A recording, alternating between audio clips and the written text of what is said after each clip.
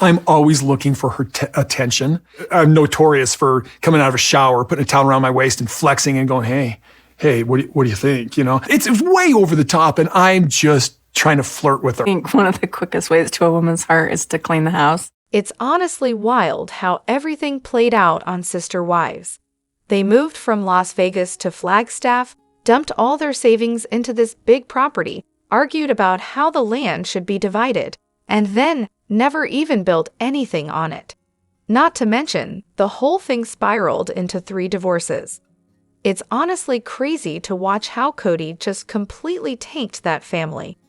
I'm not saying the wives were completely blameless, but that decision to move to Flagstaff, that was the final nail in the coffin.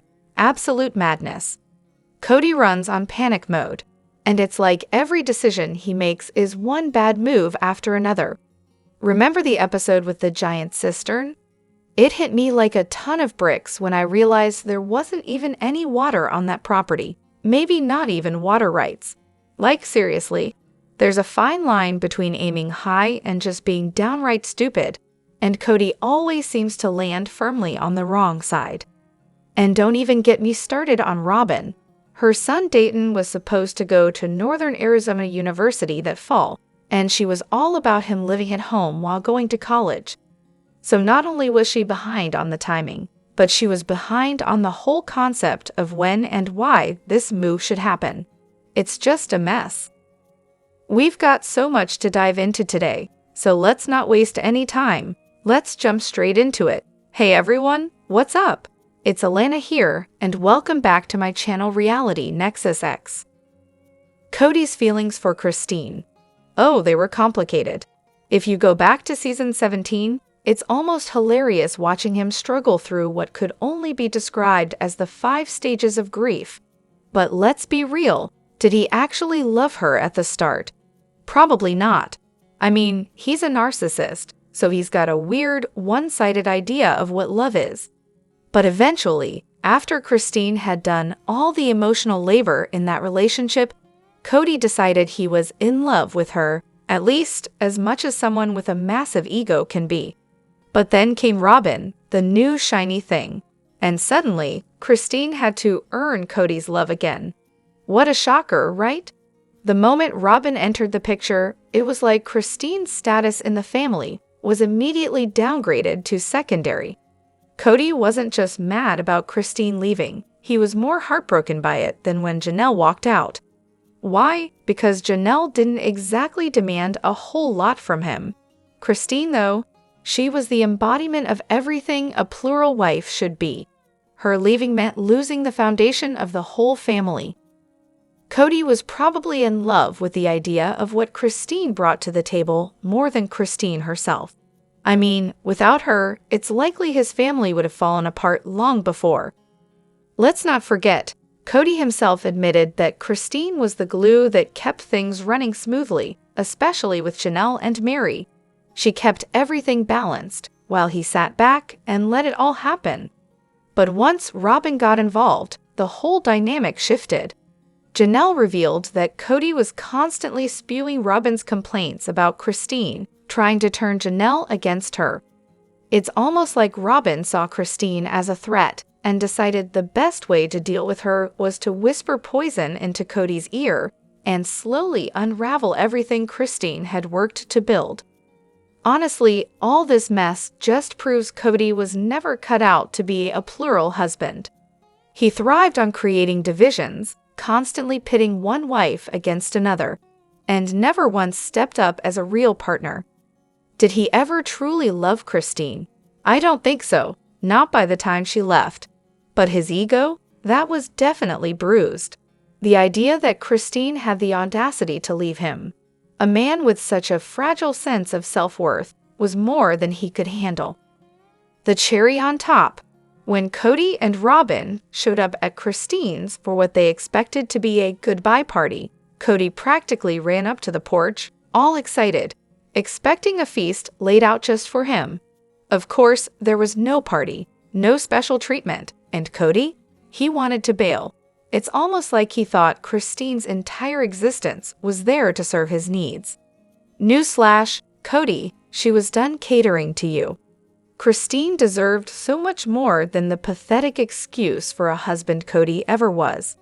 She was a single mom for the majority of that marriage.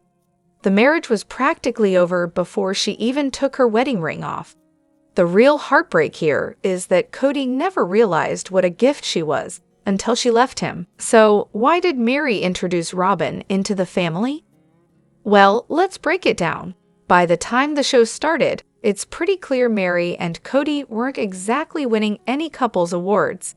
Janelle and Christine, on the other hand, had something resembling a functional marriage. Maybe not perfect, but there was some level of intimacy and connection. But Meri, yeah, she was the odd one out, isolated, in pain, and staring at a future that looked about as bleak as it gets. Her relationship with Kody was falling apart, and things were just getting messier with Christine and Janelle. So what does Meri do? Does she roll over and accept her fate? Oh no, Meri is the master of engineering chaos. Maybe Meri needed an ally. Maybe she wanted to shake things up, change the power dynamic, and honestly have the other wives feel a fraction of the isolation she'd been experiencing. Was Robyn the pawn in Meri's grand plan to stir the pot? Possible, but I'm not buying it. I used to think Robyn was Meri's idea, but honestly, I don't think Meri had much say in the matter at all. Let's be real. Kody is a pro at manipulating, gaslighting, and all-around emotional manipulation. Sure, maybe Meri did meet Robyn first at that infamous dance, and maybe she did point her out to Kody. Who knows? But I highly doubt Meri was thrilled about the idea of inviting yet another wife into a marriage that was already teetering on the edge of collapse. But here's where things get interesting. I'm betting that the moment Kody laid eyes on Robyn, he was hooked. He fell for her, hard, and we know there was more than just Bible verses on that 5-hour drive. Let's be honest, no one's taking a 5-hour road trip just to read the Bible together. Kody was done with polygamy and the other wives, whether they realized it or not. In his mind, the others had already become exes the moment he decided Robyn was the one. Of course, Kody knew he couldn't afford the lifestyle Robyn wanted on his own. So what does he do? He goes to TLC with the same show idea they previously rejected, but with a twist, now they need a fourth wife. Suddenly, it's not just about the wives anymore, but about the kids Meri couldn't give him. Cue the guilt trip. Kody tells Meri they need another wife to make up for all the children Meri didn't pop out for him. Talk about manipulation. And thus, we're all stuck watching this absurd circus for 17 seasons. The ex-wives, now reduced to ATM machines, continue to operate under the illusion that they need to make the fourth wife work, when, in reality, they've been exes for a long time now.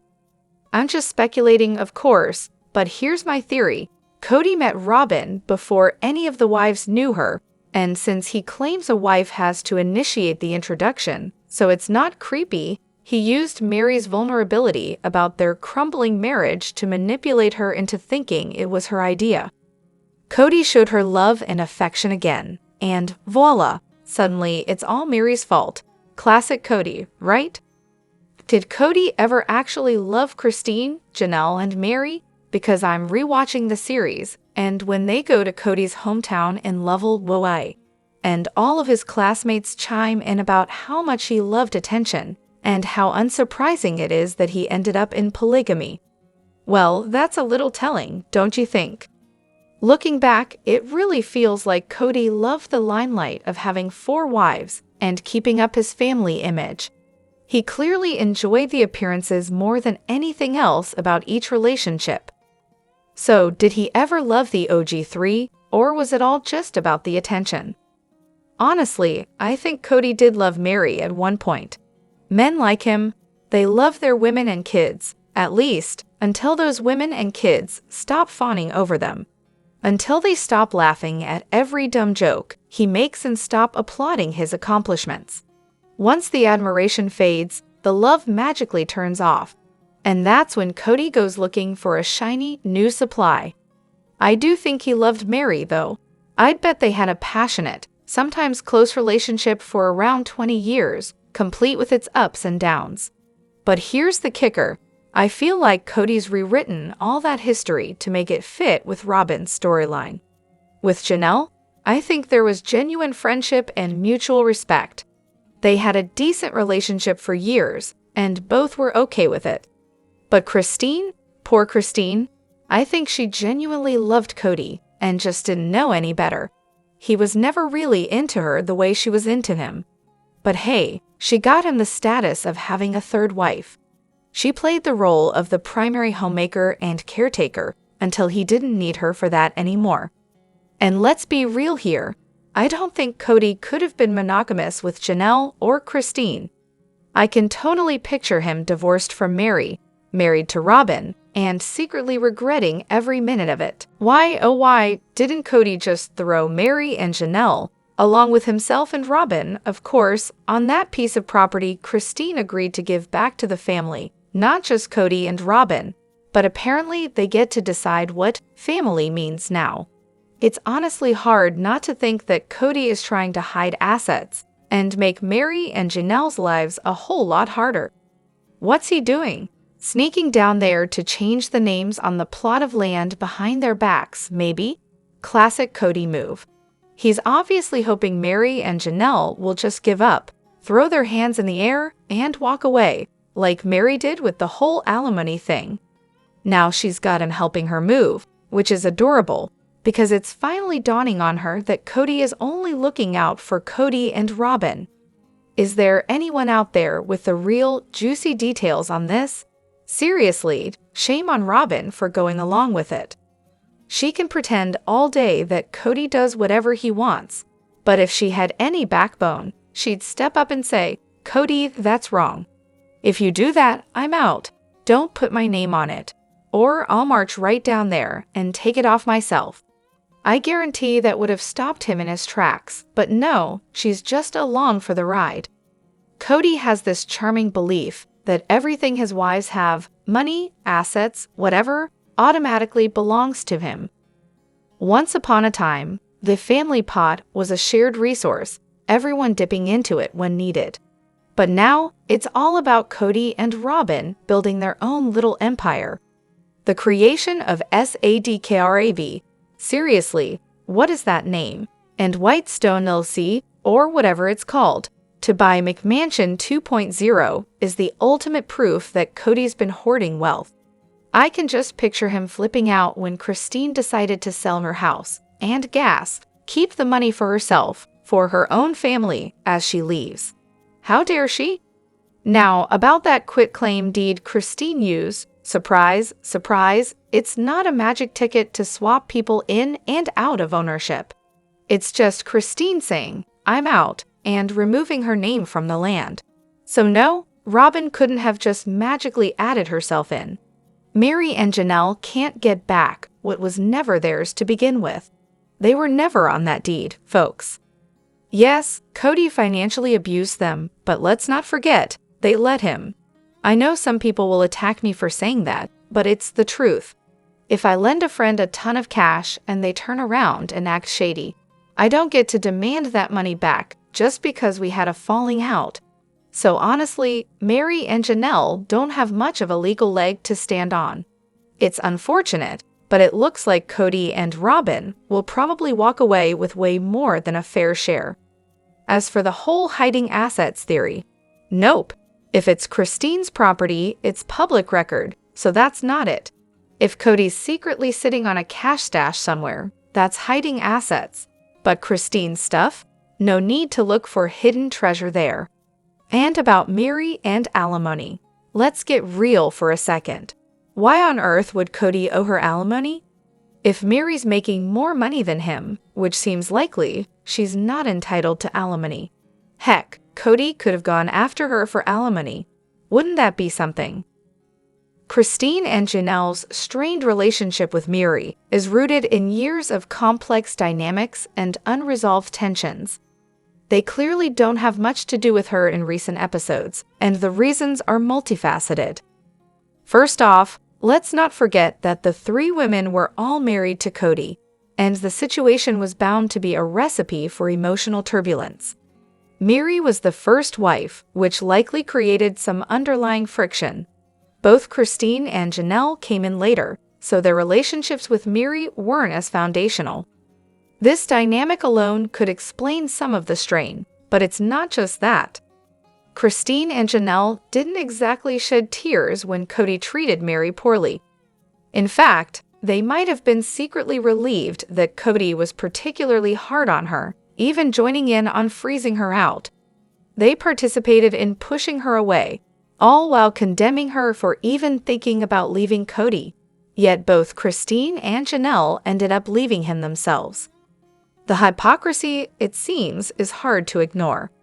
At this point, maintaining any kind of relationship with Meri would just remind them of their past roles in Kody's dysfunctional little kingdom.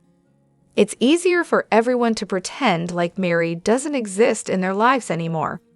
After all, who wants to revisit being Kody's flying monkeys? Not them. So no, Meri doesn't really see the kids anymore. And the absence of contact, it's not just about personal history. It's about how they all used to be complicit in the toxic dynamics of Kody's world. And they don't want to face that reality. The divide between Meri, Christine, and Janelle is honestly a bit of a mess, and the way it's evolved is like a soap opera, but with less glamour and more passive-aggressive tension. Let's break it down. Meri and Janelle never really clicked from the start. They've always been polar opposites, and that's fine, except it's hard to be in a plural marriage when you can't even stand each other. Add to that Meri's need to be the alpha wife. Hello, she's the legal wife, after all, and suddenly you have a recipe for constant friction. Then, of course, there's Christine. Christine basically drew a hard line in the sand during a conversation with Meri in Vegas, right after Axel was born. She called out Meri for bringing too much drama and negativity into the mix, which, to be fair, is a pretty solid accusation. In one of the tell-alls, Christine flat out admitted that she chose not to have a friendship with Meri because, in her words, she's not a nice person. Ouch. But here's where it gets juicy. Kody, in all his infinite wisdom, didn't exactly help the situation. He didn't try to balance things out or smooth over the tension. Instead, he kind of reveled in it. The more he could pit the wives against each other, the more he remained at the center of everything, playing the role of the sole point of power in his little kingdom. Because, let's be real, if they started working together and getting along, they might actually find some kind of peace, and we all know Kody can't have that. So to sum it up, Kody fueled the fire, Meri brought the drama, Christine drew the line, and Janelle, well, she's probably just stuck in the middle, trying to survive all the chaos without setting off too many bombs. It's like a bad game of emotional dodgeball, and everyone's trying not to get hit. It really grinds my gears to see Christine and Janelle practically canonized over the past couple of years, while Meri gets dragged through the mud. Let's be clear, every single adult in the Brown family was equally awful, each with their own special brand of dysfunction. Meri was bossy, Christine was emotionally immature, and Janelle was passive-aggressive. They were all equally responsible for raising their kids in an environment that was as healthy as a moldy sandwich, making parentification the family hobby, and exploiting their kids for reality TV fame and cash. Two moments that perfectly sum this up. First, Janelle marrying Kody in the first place. The weirdness of it all, like nearly tying the knot on Meri's birthday, is just chef's kiss dysfunction. And then there's Christine, who thought it was a good idea to hope Meri wouldn't get pregnant because it would steal her thunder, as if Meri hadn't already gone through years of infertility struggles. The sheer cruelty of that makes me physically nauseous. Now, I'll leave Robyn and Kody alone because, let's face it, their flaws are so obvious, they need no further discussion. This is about the OG3, the original mess makers. From the minute Janelle had the hots for Kody and Christine waltzed into the picture, things were doomed. It was a disaster waiting to happen. Honestly, I don't see how it could have turned out any differently. Their clashing personalities, combined with the whole polygamy pits women against each other vibe, made this whole situation a train wreck of epic proportions. And don't even get me started on how Janelle and Christine's newfound closeness seems to be as much about their kids' affection for them as it is about putting on a united front against Kody and Robyn. It's almost like they realized, hey, let's look like we're on the same team for once. I'm just relieved that more people are finally waking up to the fact that Meri wasn't the only villain in the OG3. Christine and Janelle aren't the saints some people make them out to be. They're all deeply flawed, just like the rest of us. And honestly, I'm sick of the constant side-taking and whataboutisms with the OG3. They're all victims of a messed-up ideology and a narcissistic husband. Sure, they were probably all horrible to each other at some point over their 30 years together because polygamy is trash and only exists to tear women down. The real win here is that they all got out and started over. That's the real story worth celebrating. Isabel's surgery. What a train wreck to rewatch. I mean, I thought it was about Kody and Robyn, but maybe the problem was a little more. Kody. He's such a narcissist, it's almost impressive. He had two goals. One, to get his way, and two, to convince Christine and Isabel that they wouldn't dare go through with the surgery without him. How charming. Remember season 13? Kody actually wanted to ditch the doctor recommending the surgery. Classic move, right? I'm pretty sure coronavirus and Robyn were just convenient scapegoats for him to win the argument.